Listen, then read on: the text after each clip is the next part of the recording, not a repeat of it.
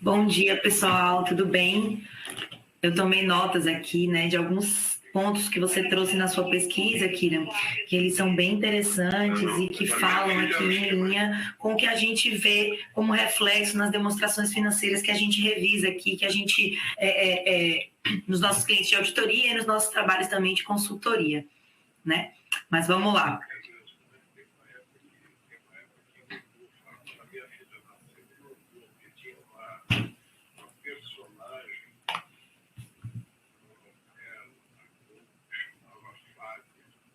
Primeira pergunta aqui que a gente traz, né, para poder a gente discutir, né, se é verdade que as empresas brasileiras elas têm um volume maior de contingências do que as outras empresas no mundo, né? E aí quando a gente para, o que a gente observa na prática, né? E aí bem alinhado com o que vocês responderam na pesquisa de vocês.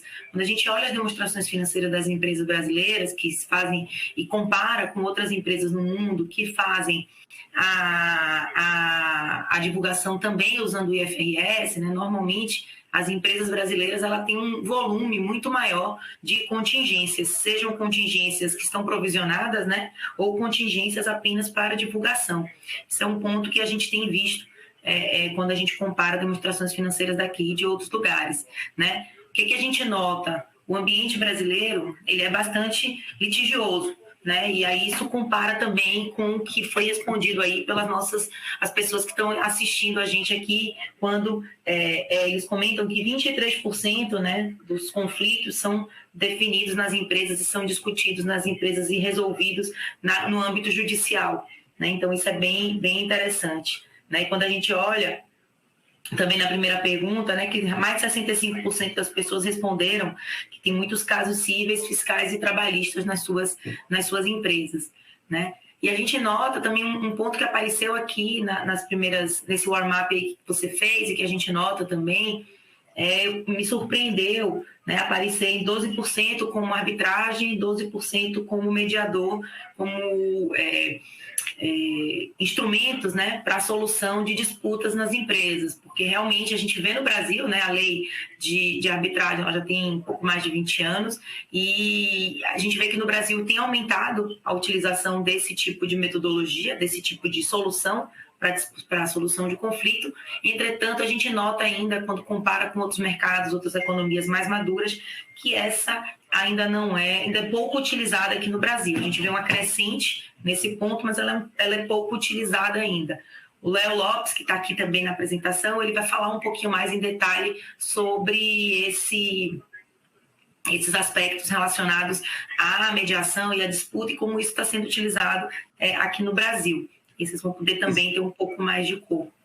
Legal. E Patrícia, uma coisa que eu estava pensando aqui, você já conhecia uma empresa que está operando no Brasil faz anos que não tem uma disputa, uma contingência? Nunca. Olha que eu audito todo tipo de empresa, viu, Kira? Eu audito empresa pequena, eu já auditei grande empresa listada nos Estados Unidos e, na verdade, todas as empresas ela têm alguma contingência, seja ela provisionada ou não. Normalmente tem das duas e tem bastante, tá?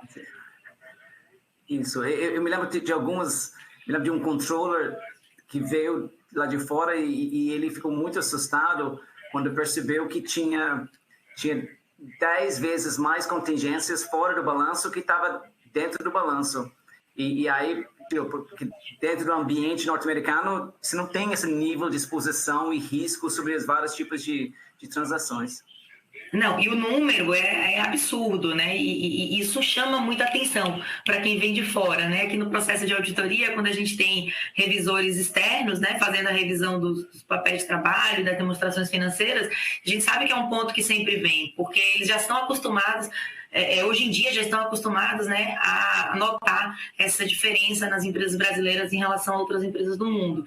Inclusive, é um tema também que, se você ouvir, né, os calls de analistas no mercado, quando tem algum tipo de divulgação no mercado internacional de empresa brasileira, também é uma pergunta que sempre surge, porque realmente chama a atenção, né? São números muitas vezes bilionários e que dá uma certa apreensão para o leitor, o usuário da demonstração financeira, que não está acostumado com esse ambiente aqui que a gente tem, que é tão litigioso.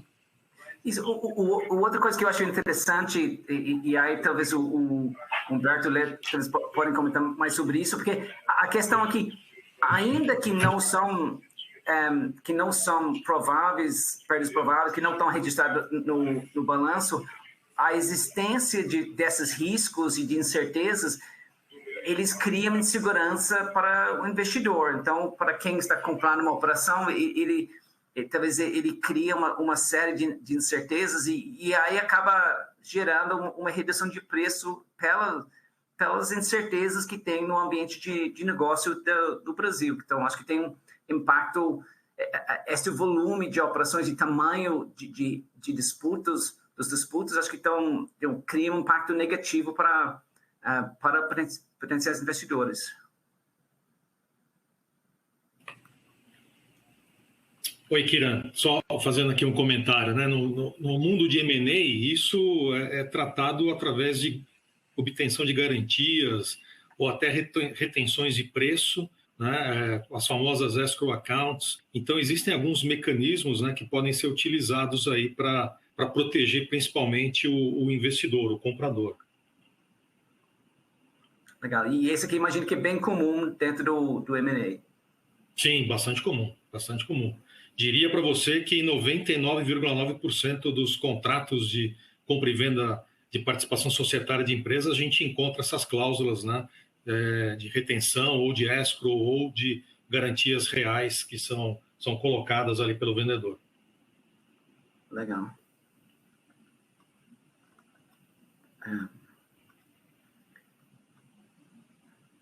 Aí...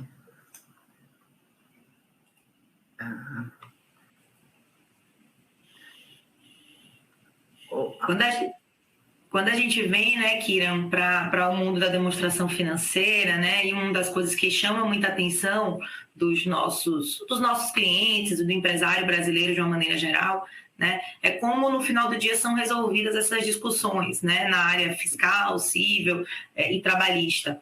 Né? O ambiente brasileiro, como a gente comentou, ele é um ambiente muito litigioso e é um ambiente onde o nosso ambiente tributário ele é altamente complexo. Então, quando a gente olha as demonstrações financeiras dos nossos clientes, né, os principais pontos, os principais temas que aparecem sempre são tributários, né? Normalmente, em primeiro lugar, são grandes causas tributárias, grandes discussões tributárias, cíveis, né? E depois trabalhistas, aí dependendo de cada indústria, a trabalhista ela apresenta um maior volume ou menor, dependendo da característica. E por que, né, que a gente tem esse ambiente que gera, né, tanto questionamento e tantos temas fiscais para serem discutidos, né? Além da gente ter um ambiente fiscal e um ambiente tributário extremamente complexo, com um grande número de impostos que se sobrepõem, né? Recentemente aí saiu o ICMS na base do cálculo do PIS da COFINS, declarado como inconstitucional. Então, você tem um ambiente tributário no Brasil que ele é extremamente desafiador.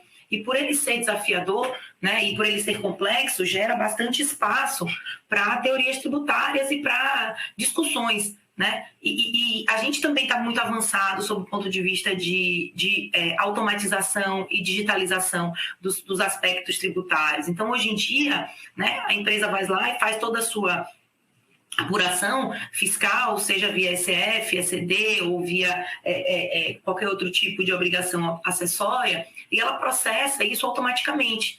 E o fisco recebe essa informação preparada pelo contribuinte e ele faz várias avaliações de consistências, ele consegue cruzar dados, né? E cada vez mais é mais fácil, né, do fisco identificar qualquer inconsistência aí nas transações, uma vez que está tudo muito ligado e muito conectado. As bases da Receita Federal e da Receita Estadual muitas vezes se conversam, né? E isso gera um ambiente ainda de maiores discussões. E aí depois desse processo, né, de avaliação do fisco pelas inconformidades, das obrigações acessórias, isso normalmente gera uma notificação, né, do fisco para o contribuinte, e essa notificação, a partir do contribuinte, ou ele retrata, né,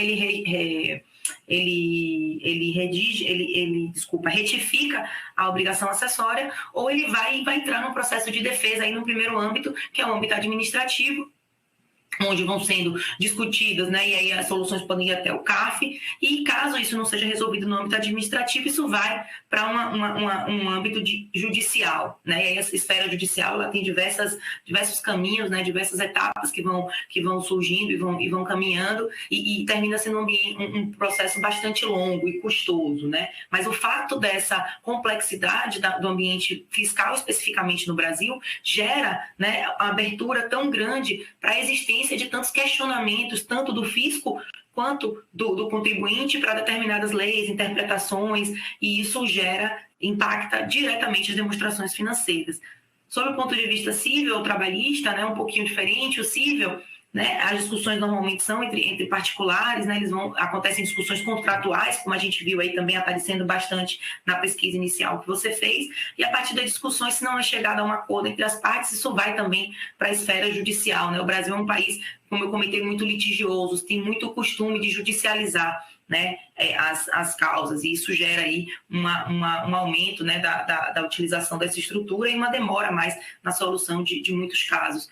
Sob o ponto de vista trabalhista, né, você também tem um processo de fiscalização constante, hoje em dia eletrônico, né, através do e-social, onde a empresa, ela, na verdade, ela já se autodenuncia, né, a partir do momento em que ela compartilha os dados dela com a autoridade tributária ou autoridade trabalhista, e a partir daí são feitas as notificações ou eventualmente, e pode gerar aí um processo administrativo ou jurídico, e também no processo de demissão ou de desligamento de funcionários também surgem muitos temas na área trabalhista. Então, isso é o que a gente tem visto aqui e, invariavelmente, né, esbarra na resolução aí jurídica. Isso, pelo que tenho visto, muitos desses processos trabalhistas acontecem no momento do desligamento do profissional. Na hora que a pessoa sai, acho que a pessoa tem 2 anos para levar, se não me engano, alguma coisa assim, uns 2 anos para levar um processo contra a empresa. E neste momento que normalmente aparecem as contingências. E aí essas contingências podem ser por vários anos. E aí essa acaba sendo, ou seja, a pessoa sem o vínculo empregatício, aí eles, eu tenho visto, parece ser um tema recorrente dentro do ambiente brasileiro. Super recorrente. A questão trabalhista até melhorou um pouco, né, em relação, depois da reforma do Código Trabalhista, mas ainda surge bastante, a gente tem visto bastante essas discussões nas empresas, entre os nossos clientes. Entretanto, é normal, né? O Brasil, como eu comentei, é bastante litigioso e normalmente recorre aí à justiça para ser o mediador dos conflitos. Legal. Então, estou pensando aqui, e talvez essas 3 áreas que estão aqui também são as 3 principais áreas que normalmente as empresas têm, pelo menos que eles têm contingências divulgadas no balanço. Sim, é o que mais aparece, né, nas demonstrações financeiras. E aí, se a gente volta aqui para a pesquisa inicial, né, 65% das pessoas, aproximadamente, responderam que os principais temas são fiscais, cíveis e trabalhistas. Eu fiz uma conta rápida, deu 20 e poucos % ali cada um. Então, essa percepção que a gente vê aqui, né, na audiência que está assistindo a gente, ela também é o que a gente vê como reflexo nos mercados, nas demonstrações financeiras que são disponíveis aí para o mercado. Legal. E aí, quando a gente fala de demonstração financeira, né, que eu acho que um ponto importante é o que a empresa ela precisa estar atenta, né? O que precisa estar nas demonstrações financeiras sob o ponto de vista da norma, né? E aí, quando a gente fala de temas relacionados a contingências e a provisões, a gente tem uma principal regra, né, que a gente trata, que é o CPC 25 e AS 37, que ele traz um pouco, né, a definição de provisão e o que é um passivo contingente e um ativo contingente, né? E aí a gente tem que esse é um tema que tem bastante julgamento, né? Então, normalmente, nas empresas, e por isso precisa ter uma divulgação bastante robusta, né? Quando você vai nas empresas, usualmente, na nota explicativa, onde você fala de estimativas críticas, você já tem lá, ou de julgamentos críticos, você sempre aparece a linha lá de provisões para contingências, porque você demanda, né? É uma coisa que tem um nível de incerteza muito alto, né? Tanto na mensuração, quanto no processo de determinação da probabilidade de êxito ou de perda. né? E quando a gente olha isso, quando a gente olha o seu ponto de vista de demonstração financeira, as discussões que acontecem muito fortemente são na determinação, né, da probabilidade, porque isso vai ser chave em você avaliar se você vai ter que registrar um passivo na sua empresa e, consequentemente, né, aumentar aí o seu nível de obrigações no balanço, ou apenas fazer a divulgação, né? E o quanto da divulgação precisa ser feita. Então, para você conseguir avaliar, né, qual vai ser o impacto de cada uma dessas contingências na sua demonstração financeira, o primeiro ponto que a empresa ela precisa avaliar isso atende ao conceito de provisão, sim ou não, né? Então, para isso atender ao conceito de provisão, o conceito de provisão ele é uma obrigação presente como resultado de um evento que vai gerar uma obrigação futura, né? Então, essa obrigação presente como resultado de um evento passado, ele é bastante importante esse conceito, né? Porque, por exemplo, se eu estou numa empresa onde, né, eu sei que eu tenho uma rotatividade muito grande de profissionais, né, e eu já quero criar uma provisão para desligamento, isso não faz sentido, uma vez que essa obrigação ela só surge a partir do momento que eu notifico, né, o meu funcionário da saída, e a partir desse momento que eu tenho a obrigação de realizar um pagamento para ele. Então, esse conceito de provisão, ele é bastante importante na determinação, se você vai ter, né, uma contingência ou não, e o momento em que você vai registrar isso no seu balanço. Se você vai registrar isso nesse momento, ou se vai registrar no momento posterior, já deveria ter registrado isso nas suas demonstrações financeiras e na sua contabilidade. Talvez um ponto aqui, a norma, ela requer a divulgação da existência de contingências, a existência de contingências, mas isso não necessariamente quer dizer que existe um processo ou que existe algo na justiça, a empresa, por exemplo, talvez essa questão das contingências, talvez ela é meio que a empresa se declarando em termos de seus riscos. Então, imagino que essa nota ela é sensível porque, inclusive, ela não tem esse requerimento da preexistência de um processo para ela fazer divulgação. Então, ela acaba sendo a empresa meio que se auto-entregando sobre seus riscos. Perfeito, Kira. Um exemplo disso é passivo ambiental, né? Em muitos momentos, a empresa ainda não tem nenhuma notificação ou nenhuma notificação de nenhum processo em relação a isso, mas ela já precisa reconhecer aí uma obrigação de reparação ambiental por uma determinada situação que tenha acontecido, né? E aí a gente avalia que podem ter dois impactos, né? Você pode só ter que divulgar o texto, você pode também ter que registrar isso na sua demonstração financeira, um número, né? Registrar uma obrigação numérica. E isso, o que vai determinar é se existe uma saída provável de recurso ou não, né? Ou seja, lembra aquela probabilidade de perda remota, possível e provável, né? Então, toda vez que eu tenho uma probabilidade de perda, né, mais do que 51%, né, isso quer dizer que ela é mais provável do que não, né, aquela velha regrinha, né, eu tenho, né, que registrar isso no meu balanço desde que eu consiga mensurar isso confiavelmente, né? Tem um terceiro passo aí. Legal. E caso, né, a gente chegue à conclusão de que não vai existir uma saída provável, aí é só a divulgação mesmo em texto, que mesmo assim é uma divulgação bastante delicada e sensível, porque podem ter, como você falou, né, é a empresa se autodeclarando, e aí nesse momento podem ter casos onde a empresa até opte por ser silente em alguns detalhes, porque podem ser prejudiciais aí, sob o ponto de vista processual, enfim. Legal. E falando só um pouquinho rapidamente de ativos contingentes, né? O ativo contingente, que é quando você tem um direito a receber, diferente do passivo, você só registra ele quando ele é praticamente certo, ou seja, que já tem uma certeza praticamente absoluta de que você vai beneficiar, né, desse direito. Então, ele é um pouquinho diferente aí do passivo contingente, tem uma característica um pouquinho diferente. E aí, continuando um pouco, né, do processo de divulgação, a gente também precisa avaliar, né, além das questões de contingências, a gente precisa avaliar também as incertezas sobre o tratamento de tributos sobre o lucro, que aí a gente vai para o ICPC 22, o IFRIC 23, que é uma norma, o ICPC 22 até recente, né, saiu aí nos últimos, se não me engano, 3 anos, e é uma norma que traz um pouco mais de cor em relação a como tratar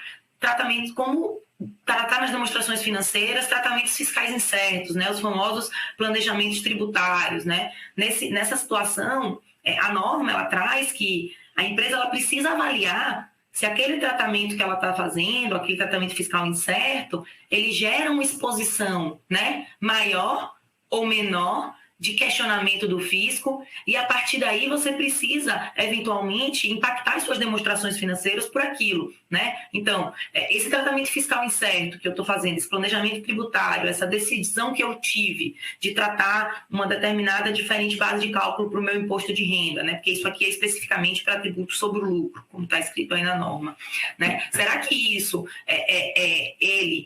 se a autoridade fiscal ela examinar esse meu tratamento fiscal, será que é provável que ela considere esse tratamento fiscal como aceitável ou não, né? E aí, se for provável, ok, você não impacta a sua demonstração financeira.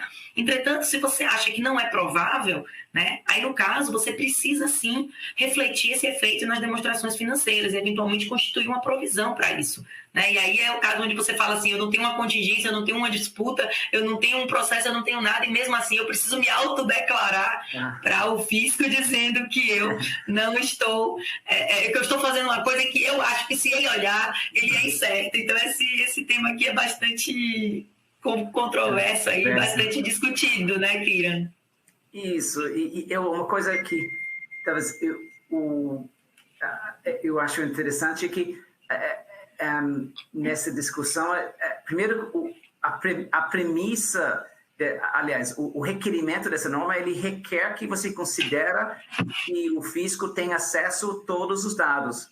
Ou seja, você já tem que fazer a sua avaliação, considerando que o fisco já tem pleno acesso, e aí você precisa avaliar, divulgar seus riscos. Então, eu me lembro, na época que essa norma estava sendo discutida no CRC, e obviamente o fisco faz parte, a Receita Federal é um dos membros do CRC, fica com bastante interesse dentro dessa norma específica.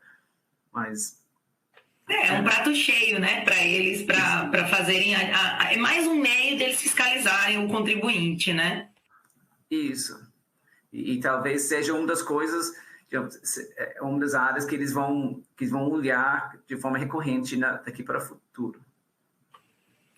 Não, com certeza. E aí a gente vem, né, falar um pouquinho de dicas para divulgação, né? A divulgação, quando a gente está falando de demonstração financeira, ela tem que ser bastante clara, né? A gente precisa dar ao leitor, ao usuário da demonstração financeira, todas as informações para a tomada de decisão, né? Entretanto, quando a gente está falando de contingências ou de tratamentos fiscais incertos, você tem aí alguns aspectos que a gente comentou que são bastante sensíveis, portanto são temas bastante discutidos, né, entre o auditor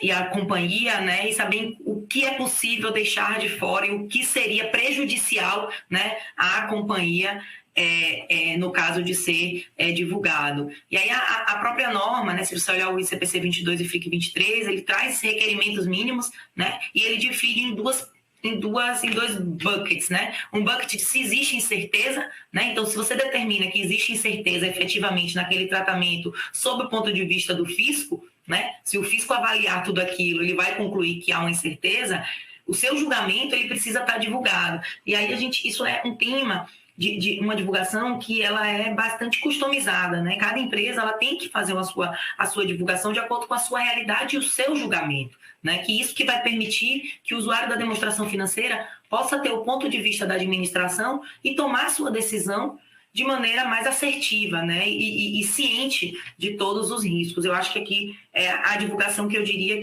que é mais relevante uma demonstração financeira quando você está falando de premissas, julgamentos e estimativas, porque é onde você tem um maior nível de incerteza, né?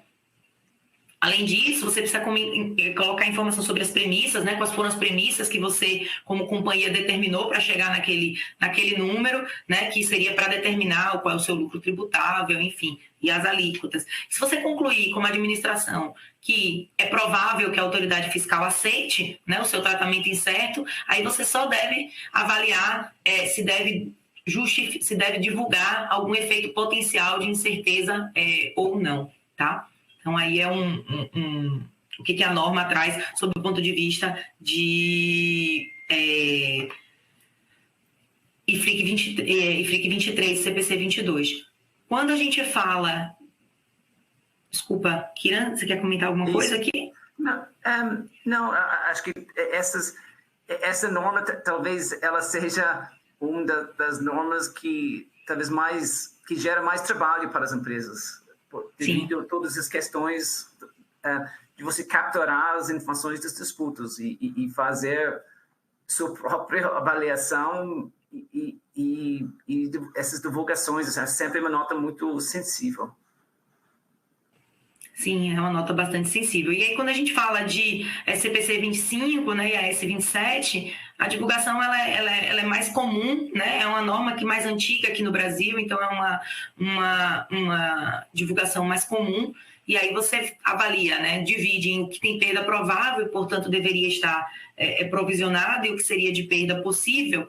Mas a divulgação, ela em primeiro momento, ela é bem similar, né? Onde você tem que divulgar também qual foi os critérios, né, para o seu julgamento, como é que você usa, qual é o critério que você usa para julgar a probabilidade de perda de uma contingência, né, e bem como a forma que você utiliza para mensurar as premissas.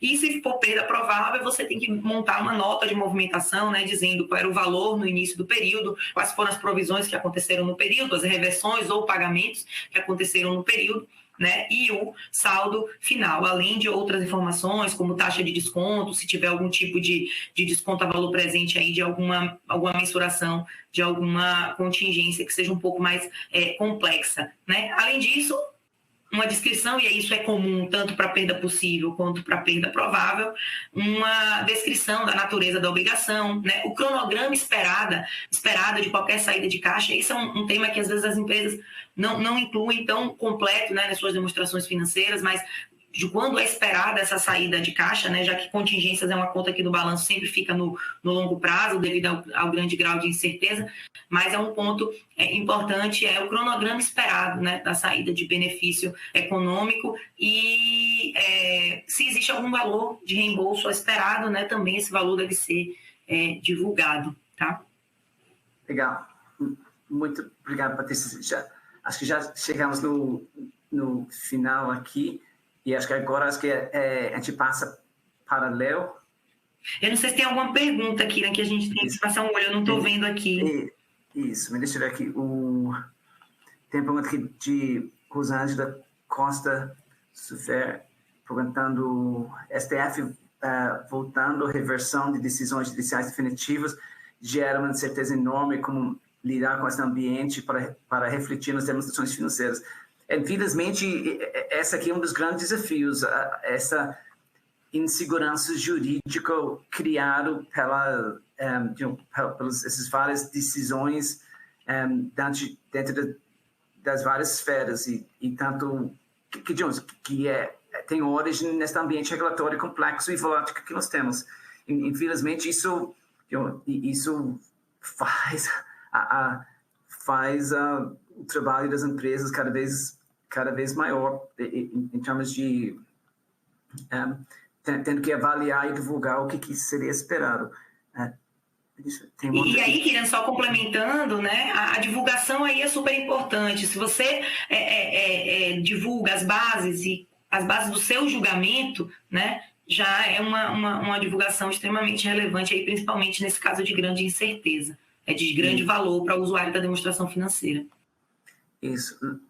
Tem outra pergunta aqui de Jean Léo, perguntando se tivermos uma empresa criada com tempo determinado, SPEs, consórcios, entende-se como aceitável pela norma e constituição de uma provisão de rescisões. Aí, eu acho que a norma de rescisões obviamente, se você tem um plano onde você tem um prazo determinado, onde você vai encerrar a empresa com a operação com prazo predefinido, obviamente, com isso você tem que avaliar todas as implicações de encerrar, tanto de reposição muitas vezes tem que reposição tem que tirar as instalações, tirar os prédios, e aí tem todas as questões de também, como foi colocado aqui, de rescisão, porque se você já determina que no seu plano de negócio você vai demitir esse grupo de pessoas e você não tem outro lugar para relocar essas pessoas, então essa aqui pode realmente gerar esse requerimento de avaliação. Então, essa é uma discussão bastante criterioso. Tem uma outra pergunta aqui de José Leandro, perguntando: a provisão trabalhista provável reconhecido deve ou pode ser corrigido, visto que a prognóstico entre a perda remota possível provável pode sofrer alteração? A provisão trabalhista, a provisão que é feito é baseada no montante que se espera pagar. Normalmente, no processo trabalhista, você tem correção do saldo com o tempo. Então, quando você não tem juros em cima desses saldos, e aí, normalmente, se espera que os valores são atualizados para cada data de balanço. Então, Perfeito, que nem aí quando você... a mensuração é de quanto você espera que haja saída de caixa, né? Então, se incide juros, é esperado que também saia o caixa para pagamento dos juros. E em relação à alteração, né, de prognóstico, isso é um ponto que precisa ser bastante avaliado, né, de qual foi a causa da alteração de prognóstico. E aí você vai avaliar se isso foi efetivamente uma mudança de estimativa ou se isso foi um erro lá atrás, né? Então, essas mudanças de prognóstico, essa alteração, ela tem que ser tratada com bastante cuidado e avaliada se efetivamente é uma mudança de prognóstico ou se houve um erro ali na primeira estimativa que foi feita pela companhia. Tem outro aqui de Henrique Martins Lourenço, perguntando se tenho certeza a ponto de entender que é provável a perda, por que realizar planejamento fiscal não seria contraditório? Não chama a atenção do fisco ao divulgar tantas informações assim? Essa aqui talvez é uma das... Essa aqui é o grande realmente discussão de você, ou seja, a expectativa é que a empresa segue a legislação do país e que qualquer planejamento fiscal é feito dentro das regras que seja aceitável para fins de legislação. E aqui você tem a questão de obrigação de divulgação desses potenciais riscos. Mas realmente, por isso que essa norma que é dessa norma que está discutindo, e ele só se aplica, porém, sobre imposto de renda, ele não se aplica sobre impostos indiretos. Tem outro aqui de Lucas Tavares, especificamente qual seria o ponto a ser mudado com mais urgência em uma reforma tributária brasileira que traga retorno mais rápido para as empresas. Essa aqui a gente fez um evento até o ano passado, que está gravado, sobre uma discussão de reforma tributária e as várias opções de reforma tributária. Acho que o grande ponto seria a simplificação do processo, dado que hoje em dia o desgaste que as empresas brasileiras têm em termos de compliance é um dos mais altos no mundo e gastam várias vezes o tempo de um país médio. É a simplificação, né, Kirian? Acho que é um ponto extremamente importante numa potencial reforma tributária. Isso. Aí tem aqui de Eliane Araújo Rocha, perguntando como podemos mensurar uma contingência para registro da mesma no passivo circulante ou no não circulante, depois nos amparar exclusivamente no laudo do jurídico. A questão do circulante e não circulante, acho que é baseado no processo. Por exemplo, se a empresa tem direito a um recurso e aí esse recurso pode estender mais que um ano, em tese a empresa pode colocar mais que um ano. Agora, se ela não tem esse direito e não tem como postergar o pagamento, em tese tem que ser no curto prazo. E esta avaliação, talvez, às vezes, o laudo do jurídico não vem com essa informação, mas talvez é uma coisa que poderia vir em termos de que você vai precisar de ajuda jurídica para determinar que seria realmente devido dentro de um ano. Aí tem aqui outro de Marcelo Andrade, uma contingência que estava no polo ativo e que entrar de benefícios econômicos é praticamente certa, desde ser um ativo contingente. Dessa forma, podemos reconhecer o resultado como receita versus outras contas a receber. É praticamente certo. Aqui, a primeira coisa, aqui para você reconhecer um ativo contingente, você realmente ele tem que ser praticamente certo a realização e você tem que ter em tese o julgamento final da decisão para você estar reconhecendo um ativo contingente. Aonde você reconhece no resultado depende de onde que você reconhece. Às vezes, por exemplo, é um tema tributário, aí normalmente a norma recomenda que você registre os efeitos tributários na mesma linha. Então, normalmente você vai ver com um tema de ICMS e registrar na linha de ICMS. Ou muitas empresas também colocam outra alternativa, seria outras receitas, despesas operacionais. E se não for um caso tributário, né, Kiran, porque você também pode ter de disputas contratuais, aí você tem que ter o de acordo da outra parte, ou uma questão também de uma indenização, né, de seguro, você também precisa ter já o de acordo da outra parte para garantir que isso é praticamente certo e, portanto, poder reconhecer esse ativo aí no seu balanço. Legal. E eu acho que a gente chegou no final das perguntas aqui. Muito obrigado, Patrícia. E eu acho que eu vou passar a palavra aqui para o Léo. Perfeito. Legal. Obrigado, Kiran. É muito legal a apresentação da Patrícia. Temas interessantes. Acho que as pesquisas também ali iniciais trouxeram ali um pouco de mais realidade, né, assim, as questões. Então, acho que vai ser interessante a gente explorar aqui. Bom, na minha fala aqui, eu vou explorar um pouquinho as questões da... Deixa eu ver como é que eu mudo o slide aqui. Vocês veem o slide agora? Natureza e motivadores de disputas? Sim. Então, quando a gente fala aqui do tema, né, aqui desse painel, de disputas empresariais em geral, né, a gente viu ali nas pesquisas iniciais que são diversos os assuntos que originam disputas nas empresas. A gente vê uma incidência maior, né, de casos judiciais ou até casos onde as empresas em si, com a contraparte, eles chegam num acordo. Então, a gente tem se envolvido aqui na PwC com temas em 3 momentos distintos das disputas, né? Sejam disputas antes da disputa acontecer, então onde existe ali uma questão que está sendo suscitada, discutida, e toda a parte de fact-finding, né? Toda a parte de apuração de fatos e dados, informações, é bastante importante até para poder municiar as empresas e subsidiar a decisão ali da administração sobre que caminho seguir, né? Se vai ser um caminho mais negocial, né, onde a gente fala de um tema mais administrativo, onde você não vai acionar a justiça e nem acionar uma cláusula de arbitragem que existe em um determinado contrato, ou buscar também outros mecanismos alternativos de resolução de controvérsias, como mediação, conciliação, que têm se tornado mais comuns, né? A parte de arbitragem, mediação e conciliação tem se tornado cada vez mais comum, muito pela questão que a gente sabe de, às vezes, ineficiência do judiciário, né, de os casos demorarem demais.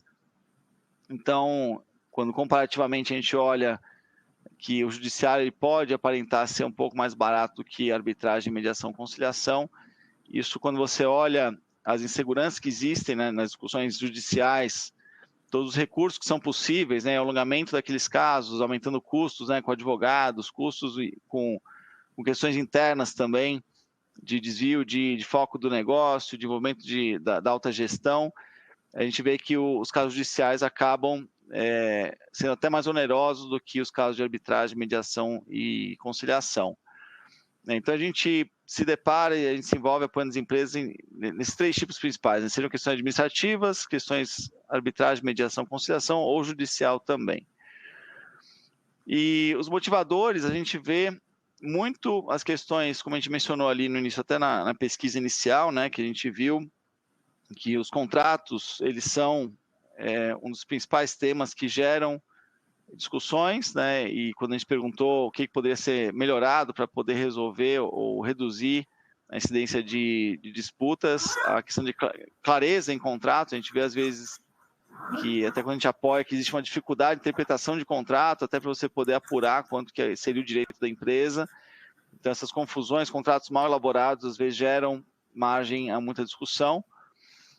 Toda a questão de M&A por valores envolvidos, né? A gente vê até recentemente na mídia casos bastante importantes no Brasil envolvendo questões de M&A, que o earn-out, né, o valor a ser pago depois de um determinado período e na concretização da transação. A gente vê também empiricamente aqui muita discussão com contratos, com fornecimento. A gente viu aí pela pandemia agora que houve um desequilíbrio muito grande nas condições contratuais, seja por incapacidade de fornecimento, seja por atraso em fornecimento. E quando a gente olha estatísticas aqui no Brasil, a gente vê que contratos de energia sofreram muito, né, impacto com a questão da pandemia, contratos de infraestrutura também, concessões que têm sido discutidas, algumas devolvidas, reequilíbrios contratuais, aditivos, né? Então tem havido muita discussão contratual que demanda que se acione muitas vezes a questão de câmaras arbitrais e uma estrutura mais robusta para poder tratar esses casos por toda a magnitude, né, dos contratos e impactos que podem gerar para as empresas. A gente vê também uma tendência, assim como já existe há muito tempo nos Estados Unidos, né, aqui no Brasil, de um aumento na complexidade, né, e na, que a gente chama de judicialização, de alguma forma, não necessariamente no judiciário, mas nos outros fóruns também para resolução de conflitos, onde também no Brasil as autoridades têm se tornado cada vez mais rigorosas na aplicação das leis, e isso também tem gerado um estresse bastante grande nas empresas. Eu acho que, em resumo de tudo isso daqui que eu falei aqui inicialmente, o que é muito importante das empresas, que eu já falei, é a questão de contrato, né? Você garantir que o contrato seja claro, e principalmente que haja uma preparação por parte das empresas na organização das informações para quando houver esse tipo de discussão, esse tipo de disputa, a empresa ela consiga recuperar esses documentos, recuperar essas informações e de uma forma relativamente fácil conseguir gerar os dados necessários para poder tomar as decisões de que rota deve ser seguida, seja um acordo, seja realmente entrar no processo arbitral judicial.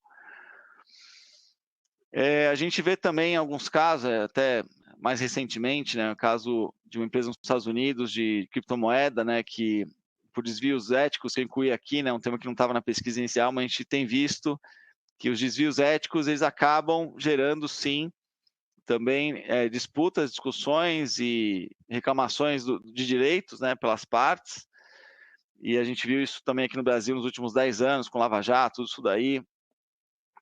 Isso também é um motivo que gera muita discussão, e a gente tem visto class actions no Brasil, né, assim, mobilização, né, de investidores que tentam buscar na justiça os seus direitos, então tem sido um caso cada vez mais comum. Uma pergunta aqui, porque a gente discutiu que no Brasil nós temos esse desafio da regulamentação, mas e neste mundo ética e os desvios éticos, isso é também Brasil? Como está o Brasil no ambiente mundial nesse sentido também? Isso é algo que se diferencia dos outros países? É complexo, né? A gente vê que essa questão de desvio ético ou fraudes, né, eles tendem a se agravar em ambientes onde as pressões aumentam, né? Então, num ambiente como o Brasil, onde você tem uma pressão social bastante grande, uma pressão, muitas incertezas, às vezes uma incerteza inclusive sobre a aplicação das leis, né, onde pode haver uma interpretação de maior leniência em alguns casos, com os desvios, isso dá margem a que os desvios aconteçam, né? Então, a gente vê no Brasil bastante casos, mas não só aqui, né? Não é uma exclusividade nossa. historicamente a gente vê em diversos outros países, né, na Europa, Estados Unidos inclusive, que as pessoas muitas vezes tentam se aproveitar, né, muitas vezes em casos novos, ou aproveitando de reputação que as pessoas venham a ter, vendem ali uma imagem que os investidores muitas vezes não fazem uma diligência rigorosa, né, antes de fazer investimentos ou entrar em transações e contratos com as contrapartes, eles podem se ver numa situação bastante difícil por questões éticas depois de um certo momento. Legal. Então é difícil, não temos estatísticas específicas, mas a gente percebe que o Brasil é um ambiente bastante fértil para isso, mas as mais sofisticadas a gente vê acontecendo até no exterior, né? Bom, então aqui a gente fala de vários outros temas, né, dos motivadores, as questões tributárias também foram apontadas ali na pesquisa inicial como sendo um dos principais temas que originam disputas. A gente tem visto que já existe um projeto de lei, inclusive, para permitir arbitragem para resolução de questões tributárias, é um tema interessante. A gente vê pelas estatísticas também das câmaras arbitrais que o governo, né, os contratos com o governo são os principais em valor, né, absoluto, que acionam as questões de arbitragem, as câmaras arbitrais para poder resolver conflitos. Então, governo, infraestrutura e energia são os principais temas aí que a gente vê, principais setores, né?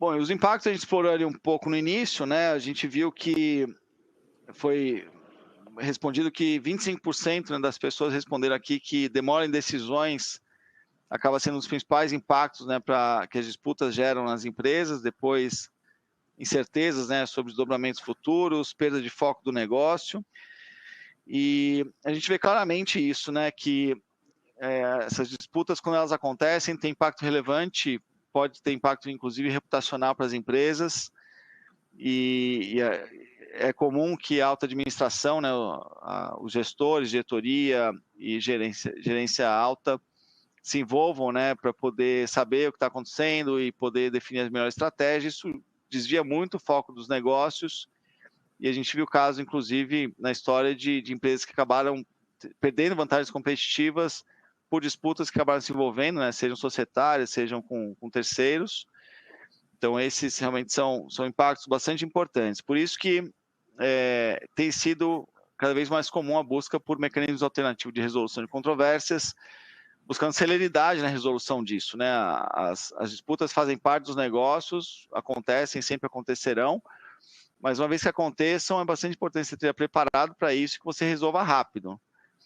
A gente vê no ambiente americano que esses temas são resolvidos muito mais rapidamente do que aqui no Brasil, inclusive em caso de arbitragem, a gente vê no Brasil, um instituto que tem se consolidado, a lei de arbitragem aqui do Brasil é de 96, foi revista mais recentemente, né? A questão de mediação e conciliação é uma lei de 2015, ainda mais recente, então ele é um instituto que está sendo mais consolidado aqui, mas a própria lei de arbitragem, ela prevê que no caso de não haver um período explícito ali na arbitragem, que a decisão deve se dar em até 6 meses do início da arbitragem, né? Então, ele é um instituto que tem prazo para acabar e isso gera ali uma segurança maior, não só pela característica da arbitragem, mas também pela questão de prazo. Pode falar aqui. E uma coisa, então seria recomendável que pelo menos nos grandes contratos que existem, primeiro, a clareza dos contratos, mas segundo, um caminho claro e rápido para resolver disputas. Sim. Acho que todos os contratos comerciais hoje, eles têm, né, uma previsão ali da forma de resolução de disputas, caso existam, e a arbitragem tem sido cada vez mais adotada, não só por empresas grandes, mas também empresas menores. A gente tem casos, inclusive, do Reclame Aqui, por exemplo, ou alguns fóruns que envolvem consumidores, né, volume grande de consumidores, a arbitragem sendo uma forma de resolução, inclusive utilizando tecnologia para poder acelerar a proposição de soluções. Então, isso tem sido uma tendência bastante grande, não só no exterior, como no Brasil também já existe isso. Um dos temas que a gente comentou aqui também é a questão de aumento de custos, né, que eu incluí aqui, que acaba gerando um impacto bastante grande. No exemplo que eu mencionei sobre contratos, né, principalmente de infraestrutura, se existe qualquer desequilíbrio nesses contratos, os impactos são muito grandes, que geram não somente uma disputa, né, mais imediata, seja com o fornecedor, mas vários efeitos consequentes, né, ou advindos, oriundos de um primeiro conflito. Então, contratos de infraestrutura, existem lá fornecimentos, existem toda a parte de EPC, né, de engenharia, parte civil. Então, às vezes, um atraso no fornecimento de equipamento específico pode gerar atraso na questão de obras, gerando outras discussões. Então, são impactos bastante grandes, aumentando o custo não somente de execução do projeto, como custos acessórios também, com toda a parte da própria arbitragem, da discussão, assessoria, né, advogados, peritos. Então, os custos são bastante relevantes. E, obviamente, perdas financeiras, uma vez que seja resolvido, se a empresa perder, ela tem que arcar não somente com a multa que seja decidida ali, mas também com as questões, às vezes, de sucumbência, né, onde tem que cobrir os custos da contraparte também. Você vai falar alguma coisa, Kira? Eu fico pensando aqui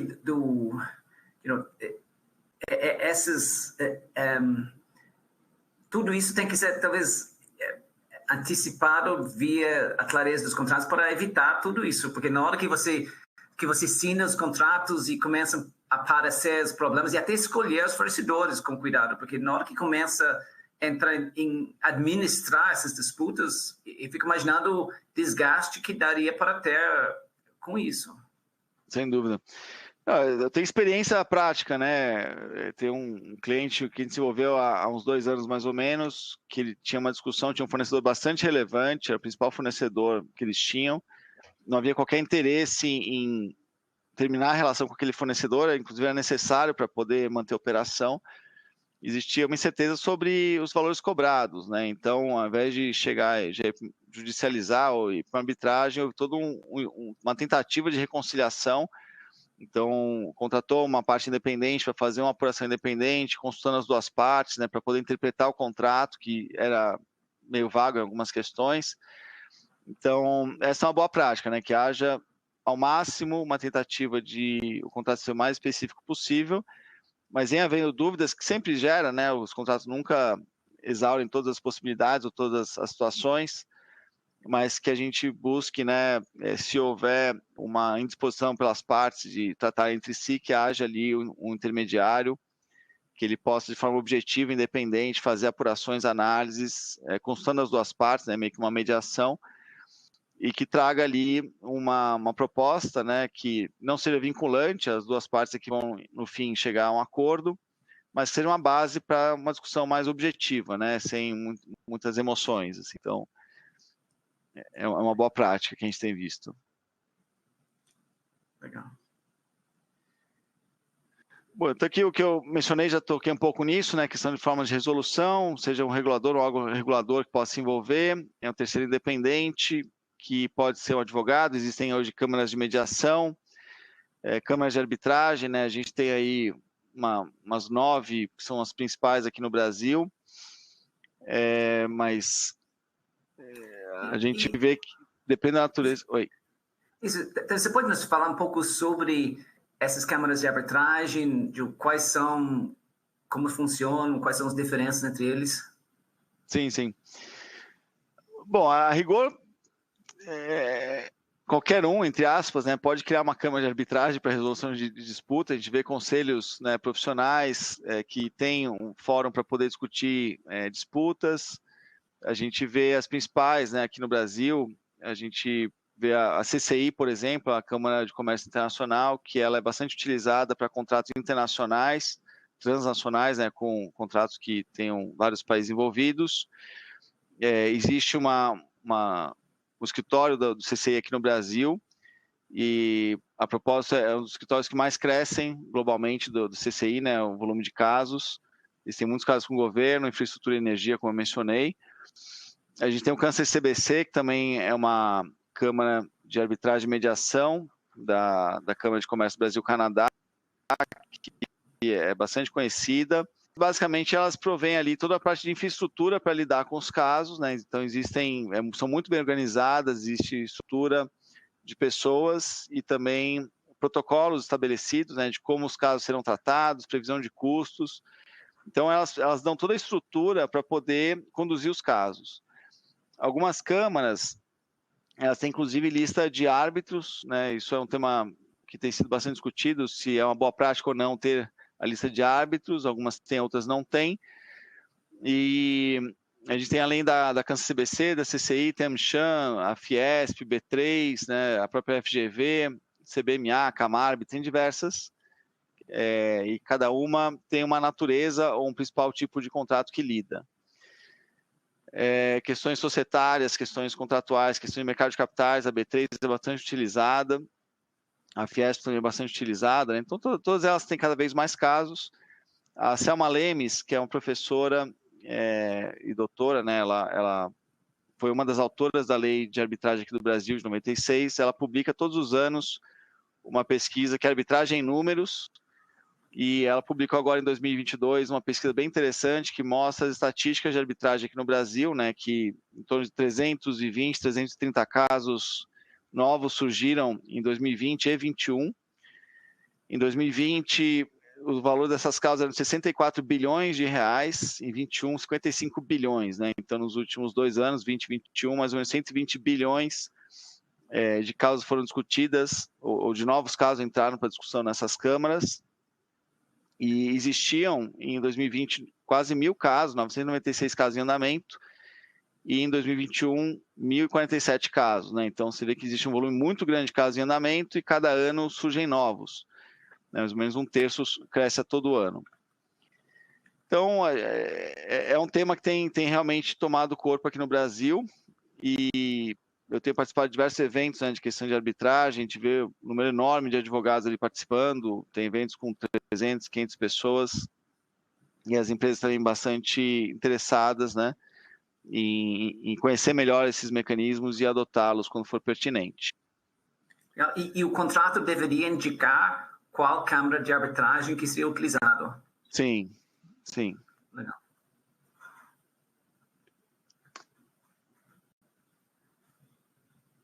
Bom, então aqui a gente já comentou um pouquinho sobre isso, né? Contratos de acordos comerciais, existem inclusive normas, né, internacionais para contratos internacionais devem se aplicar. Então, dependendo da natureza do contrato, dependendo da jurisdição que é atingida, algumas normas se aplicam.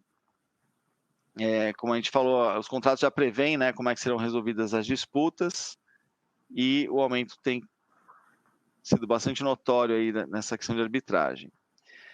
Falando um pouco da diferença de mediação e arbitragem, né? Então, como eu mencionei, são leis diferentes. A mediação é mais recente, 2015, e a de arbitragem é mais antiga. A mediação, ela tende a ser mais simples, né? Então, existe ali o mediador, que pode ser qualquer pessoa de confiança nomeada entre as partes, e existem também algumas câmaras de mediação que têm ali mediadores que são pessoas que atuam dessa forma profissionalmente. Então, você identifica o ponto de controvérsia, né? Você monta ali os quesitos, os elementos de análise, e aí você vai para uma parte toda de subsidiar, né, esses pontos de controvérsia de cada uma das partes. O mediador, ele escuta as duas partes e toma as decisões. Mediações podem ser judiciais ou extrajudiciais. A mediação também tem sido utilizada pela Justiça para casos judiciais.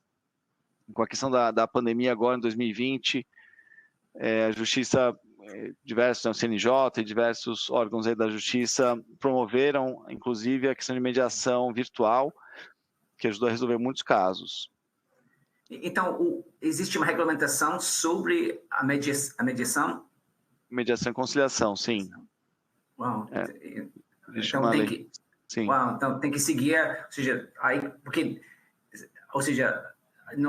que você quer fazer a mediação, tem que seguir o ritmo da legislação existe que se aplica nesse caso. Tá bom. Sim. Uhum. A arbitragem, então, como a gente mencionou, existem as câmaras, que são os locais onde esses casos são conduzidos. Então, um pouco mais em detalhe como é que funciona isso, né? Então, uma das partes decide acionar essa cláusula de arbitragem, então ela faz uma petição inicial com a reclamação, e as câmaras, cada uma tem um rito, né? E ali, idealmente, já dá identifica quais são os pontos de controvérsia e qual que seria o valor da causa inicial, né? Mesmo que ainda não definitivo. E cada uma das partes nomeia um árbitro. E esses 2 árbitros vão nomear o presidente do tribunal arbitral, que é constituído ali por 3 árbitros. Existem casos de arbitragem com um único árbitro também, né? Arbitragem expedita, tem outras formas alternativas de resolução, que não sejam só 3 árbitros, né, num tribunal, mas com um único. Os custos já são mais claros, né, para você poder entrar com o caso. Existe toda uma estrutura, né, um rito, prazos definidos. Então, é um caso... a gente tem participado de diversas, né, assim, é bem interessante ver que o processo anda muito bem. Os prazos são seguidos, geralmente, né, pode existir um atraso aqui e ali, mas geralmente isso é submetido ao tribunal à solicitação e a contraparte tem que acordar. E quando ela concorda com essa dilação de prazo, geralmente é uma boa prática que também esse prazo seja estendido para outra parte também. E existe toda uma parte, acho que o benefício que tem aqui é a questão de você ter a possibilidade de ter ali um árbitro ou um tribunal arbitral que conheça do tema que está sendo discutido, né? Então, diferente da justiça, que não necessariamente o juiz conhece de todos os temas possíveis que param na mão dele, quando você tem um tribunal arbitral onde as partes podem nomear árbitros, você garante que você tem ali pessoas que você confia e também pessoas que conheçam do tema que está ali sendo discutido, né? Seja um contrato de energia, de M&A. Então, muitos advogados que são notórios, que têm muita experiência nos diversos temas, eles acabam integrando esses tribunais. Então, isso dá uma segurança maior e as decisões da arbitragem geralmente são binding, né? São vinculantes, são resolutivas. Existem casos, né? Tem um caso recente até que tem tomado espaço nos jornais de judicialização de decisões arbitrais. Isso cabe em alguns casos bastante específicos, né? Quando existe fraude ou quando existe algum tipo de vício, seja por parte do tribunal, seja por parte da decisão. E aí você tem uma discussão muito mais técnica, né? Geralmente as partes elas nomeiam um assistente técnico, que é alguém especializado, a gente tem atuado bastante como assistente técnico nesses casos, onde a gente vai de forma objetiva e imparcial gerar laudos, né, sobre os temas controversos e discutir com o assistente técnico da contraparte ou até o assistente técnico do próprio tribunal arbitral que venha a ser nomeado sobre as questões de forma técnica e factual e documental, né? Então, isso tende a gerar uma segurança maior para as discussões. Legal. Tem uma série de perguntas aqui que entraram. Temos Jean Léo perguntando sobre a arbitragem, como o governo, como fica o princípio do duplo grau de jurisdição. Eu imagino que muitos desses contratos são privados, eu acho que quando você discute com o governo, eu não sei se seria arbitragem ou se seria um ambiente judicial. Porque eu não sei se o governo iria se sujeitar a um processo de arbitragem. Tem havido, né? Principalmente contratos de concessão, tem havido discussões no âmbito arbitral. Como mencionei, o CCI tem tido casos, né, de contratos com o governo. E o próprio o judiciário ele tem procurado, né, e tem reconhecido. Eu tive num evento no Rio de Janeiro recentemente, onde o advogado-geral da União, por exemplo, ele reforçou ali a importância, né, do Instituto da Arbitragem para poder ajudar o judiciário a resolver os casos e reconhecendo a capacidade e a habilidade, né, de que isso seja adotado. É absurdo, né, o número de casos que vão para a AGU todos os anos, então eles realmente não tem como dar vazão a todos os casos que surgem, então eles têm reconhecido esse instituto. Legal. E tem uma outra pergunta aqui do Marcelo Lopes Filho, perguntando se o custo de arbitragem inviabiliza sua utilização. Acho que não, tipo, essa aqui, as alternativas talvez sejam... interessante. Então, esse é o ponto que eu mencionei ali brevemente, né? O custo da arbitragem, a gente tem que comparar, quando a gente compara com custos judiciários, tem que pensar no prazo, né? Que as coisas demoram até serem resolvidas. Então, o judiciário, ele demora mais para ser apreciado, demora mais para ser resolvido e ele permite diversos recursos, né?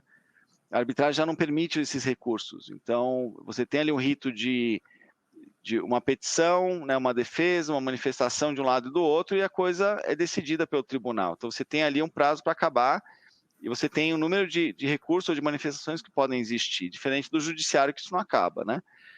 Então, ele tem casos de apoio em casos judiciais que as coisas não acabam, o custo só aumenta, porque os recursos não acabam, né?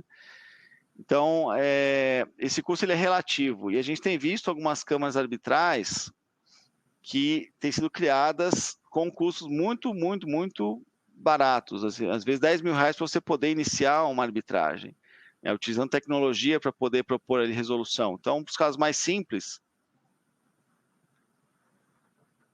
para serem resolvidas. Entendi. Tem um comentário aqui. Ali, o mediador não toma decisões, incentiva e conduz um processo onde as partes se entendem. Exatamente.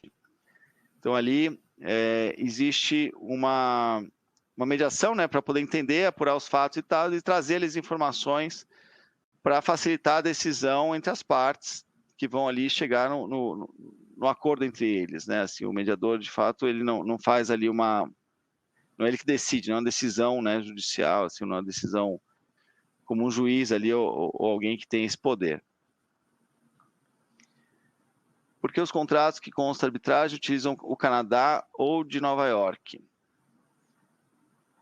Bom, é uma boa pergunta, né? Que a CAN-CCBC, por exemplo, que é a Câmara de Comércio Brasil-Canadá, você não necessariamente tem que tratar o caso no Canadá, né? Você tem o CAN-CCBC no Brasil, então pode ser a Câmara de Comércio Brasil-Canadá, né? A Câmara de Arbitragem e Mediação do CCBC no Brasil que lide com o caso, né? E não necessariamente tem que ser no Canadá.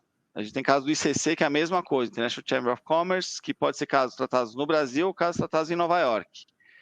Eu tenho um caso em andamento agora no setor de energia que ele é do CCI em Nova York. Então, todas as discussões serão mantidas no CCI em Nova York, né? A gente vai para lá em janeiro agora para uma audiência, inclusive. Então, apesar do fórum ser um fórum internacional, você tem essas câmaras no Brasil também hoje em dia. Você pode tratar o caso por aqui. E aí talvez o ponto Eu vejo esse caso de Nova York, por exemplo, ele é um contrato que envolve China, né? Então, é uma empresa que ela é estrangeira, tem um subsidiário no Brasil e o fornecedor é na China. Então, pelo fato das matrizes, né, e a headquarters serem fora do Brasil, decidiram que Nova York era o fórum.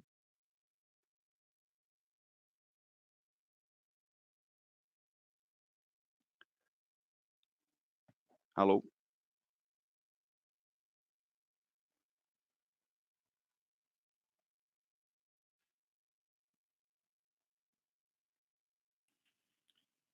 Perdemos você por um instante, Léo, mas já retornou.